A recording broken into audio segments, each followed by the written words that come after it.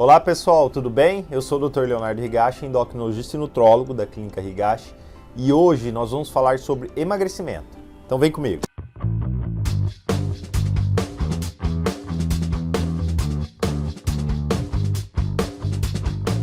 As que mais recebo no meu dia a dia é: doutor, como faço para emagrecer? Eu tenho muita dificuldade, já tentei de tudo. Então eu resolvi gravar esse vídeo para vocês falando sobre 10 passos importantes que, na minha visão de especialista, acho importante para quem busca um emagrecimento saudável. Primeiro ponto importante é o que leva uma pessoa a engordar. Logicamente, o excesso de peso é uma condição multifatorial. Eu já mostrei esse slide inúmeras vezes em palestras minhas e vídeos, mostrando que existe sim uma tendência genética de excesso de peso associado a inúmeros fatores que fazem a pessoa engordar, como falta de exercício, alimentação inadequada, distúrbio dos hormônios, existem fatores psicológicos, de flora intestinal e até mesmo de medicamentos. Então, o primeiro ponto que eu queria falar com vocês é a respeito sobre déficit calórico. Não há dúvida que o mais importante para emagrecer é a alimentação. Não importa qual dieta que você faça, o mais importante é você fazer um déficit de energia. Ou seja, se você gasta 2.000 calorias, não adianta você consumir 2.000 calorias. Você não vai sair do lugar. Você sempre tem que fazer um déficit energético. Independente da dieta, se a dieta ela for baixa em carboidrato, baixa em gordura, paleolítica, mediterrânea. Porém, os estudos já mostraram que numa mesma dieta, com a mesma caloria, uma dieta mais baixa em carboidrato é que melhor responde, como esse estudo mostrou, principalmente nos primeiros 6 meses de tratamento.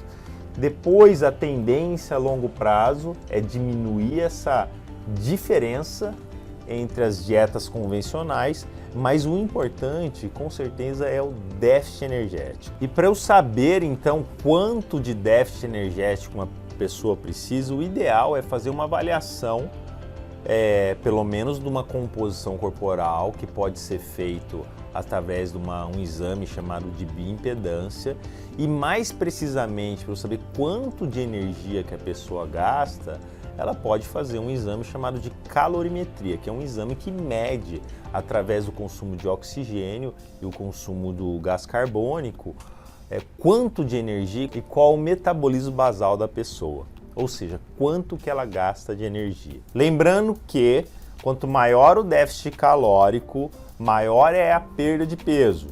Porém, também, quanto maior o déficit calórico, maior é a chance, a possibilidade de você também perder massa muscular, o que também acaba tendo uma influência no seu metabolismo.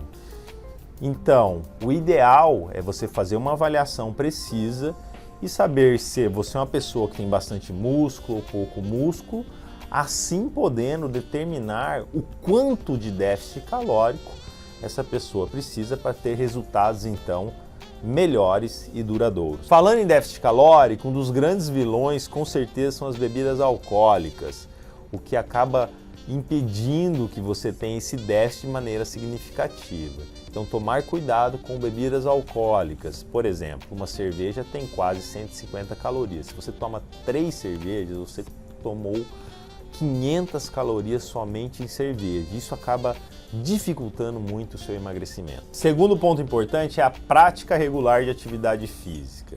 Não há dúvidas que o exercício é importante para a saúde e para o emagrecimento. Porém, as pesquisas mostram que para você emagrecer usando o exercício como fonte de emagrecimento, são aquelas pessoas que praticam 1 hora pelo menos 6 vezes na semana. Agora, se você tem pouco tempo de realizar atividade física, vocês têm que aprender a treinar de maneira intensa, né? Os estudos mostram que um treino HIIT, que é o High Intense Interval Training, você consegue a mesma efetividade de emagrecimento que o treino moderado com 40% de tempo menor, que é uma saída para aquelas pessoas que não têm muito tempo para fazer atividade física e assim também obtendo bons resultados. Outra estratégia interessante para otimizar o exercício como forma de emagrecimento é praticar o exercício em jejum.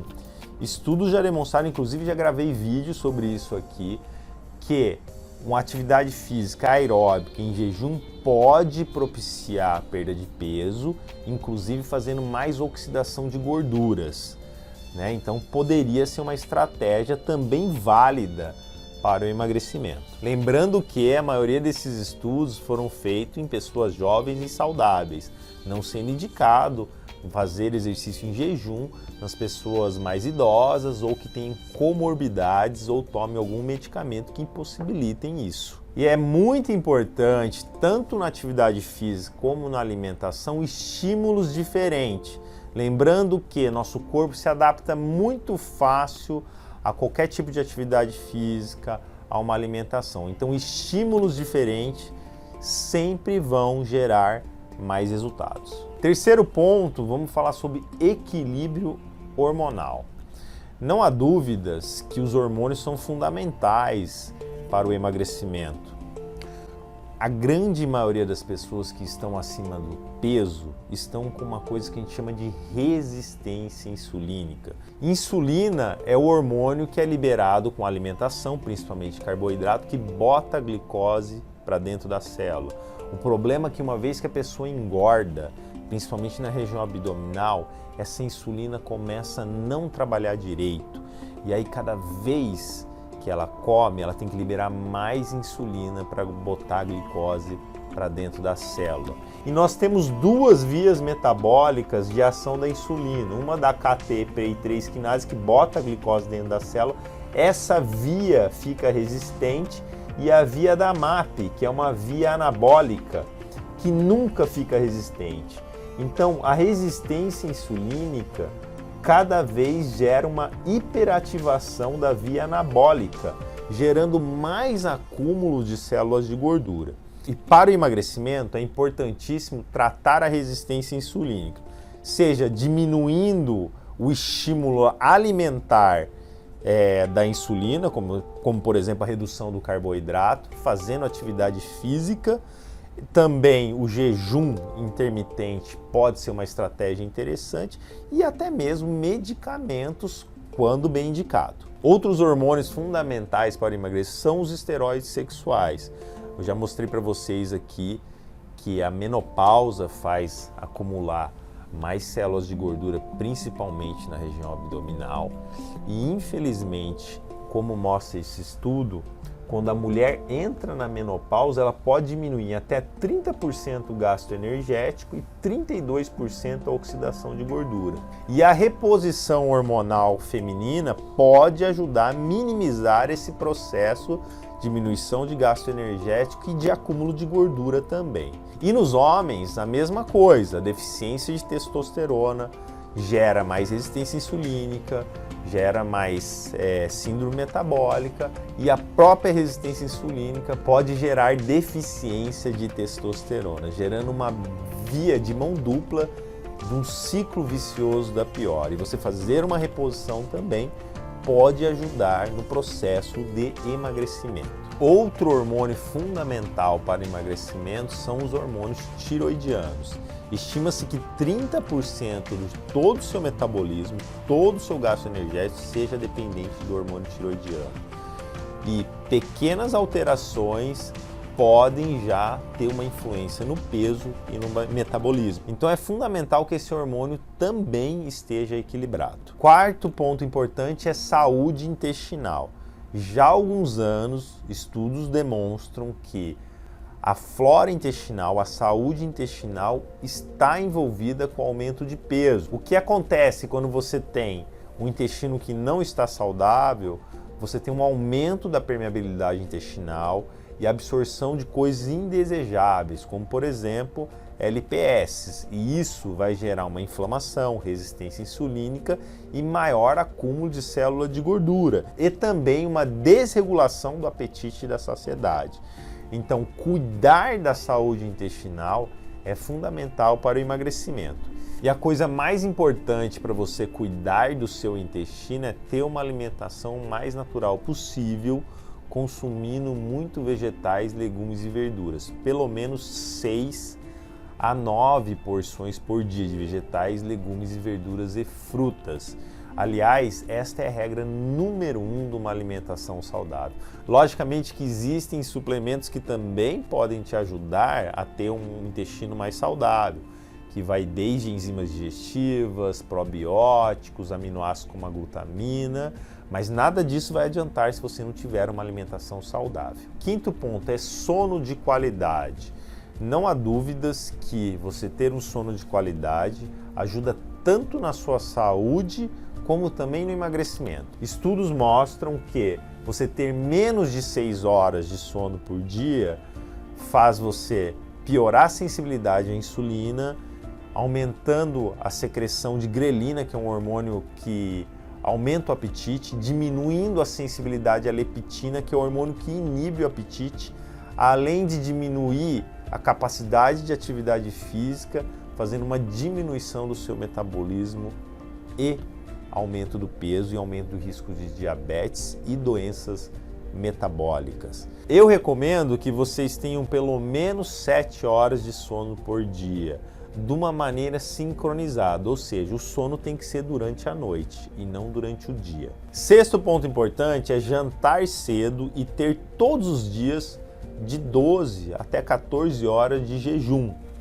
Eu já demonstrei para vocês no vídeo anterior que teve um estudo que comparou 2 grupos com a mesma dieta, com a mesma atividade física. A única diferença era o horário de jantar. Aqueles que jantavam cedo, por volta das 7 horas, em comparação com aqueles que jantavam tarde, por volta das 10h30, emagreciam mais, em torno de 30% a mais, com a mesma dieta e com a mesma recomendação de atividade física. Então, jantar cedo e, obviamente, não comer mais nada depois, respeitando aí um período de 12 horas de jejum. O ideal é 14, que teve estudos que já demonstraram isso, que colocou pessoas obesas com síndrome metabólica e diabetes em 14 horas de jejum, teve um resultado interessante na perda de peso e na melhora dos parâmetros metabólicos. Aliás, já há algum tempo tem se mostrado que um ritmo biológico sincronizado é aquela pessoa que dorme cedo, janta cedo, come menos à noite, ou seja, menos do que 30% do valor calórico total, acorda cedo. Isso tem um ritmo biológico sincronizado com o dia e isso está associado à saúde. O inverso está associado a doenças metabólicas, inclusive obesidade. Sétimo ponto importante é controle da compulsão e do estresse. Muitas pessoas são viciadas em açúcar. Aliás, estudos já demonstraram que o açúcar pode ser mais viciante que a cocaína. Esse estudo comparou 5 parâmetros de vício e demonstrou que o açúcar empata em 3 parâmetros de vício com a cocaína e consegue ganhar em 2, ou seja, ela consegue ser mais viciante que uma droga, como por exemplo a cocaína. E muitas pessoas são compulsivas e viciadas em açúcar e precisam de ajuda para controlar esse vício. Essa ajuda pode ser desde medicamentosa, com suplemento, com terapia, com tratamentos específicos, porque é muito difícil uma pessoa conseguir emagrecer consumindo grandes quantidades de açúcar. Outra questão importante é o controle do estresse, que hoje em dia está muito frequente, que ele altera o eixo hipotálamo, hipófise adrenal, que faz também a busca por comfort foods, ou seja, alimentos que confortam, rico em carboidratos, que também podem prejudicar o emagrecimento. O oitavo ponto importante é a respeito das toxinas ambientais. Talvez seja o mais difícil de se botar em prática no dia a dia. Nós sabemos que tem várias substâncias tóxicas que estão no nosso dia a dia, como plásticos, conservantes, agrotóxicos, metais pesados que fazem disrupção do seu sistema hormonal, ajudando ao acúmulo de células de gordura. E para você evitar isso, você tem que ter uma vida limpa, uma vida saudável, uma vida natural, com menos industrializados, né, comendo comida o mais natural possível e se preocupando com o uso desses cosméticos, desses plásticos, desses enlatados. Ou seja, não é uma tarefa muito fácil, mas eu recomendo que vocês comecem a prestar mais atenção nisso, porque isso, além de ser importante, não só para o emagrecimento, é importante para a saúde. Nono ponto importante é de medicamentos. Chequem os medicamentos que vocês estão usando. Existem vários medicamentos do uso comum do dia a dia que podem prejudicar o emagrecimento. Nós podemos citar alguns anticonvulsivantes, alguns antihipertensivos, alguns remédios para ajudar no sono, alguns remédios para ansiedade, até mesmo para alergia. E não estou falando para vocês pararem nenhum tratamento médico, pelo amor de Deus, mas sim para conversar com o seu médico, para saber se esse medicamento que você usa pode estar contribuindo para uma dificuldade maior de emagrecimento. 10º ponto importante é eliminar o efeito sanfona. Estudos já demonstraram que toda vez que você emagrece, o seu metabolismo cai. Se você tem um emagrecimento importante, de mais de 10% do seu peso corporal, vai ter uma queda no metabolismo. Isso é um efeito fisiológico do seu corpo.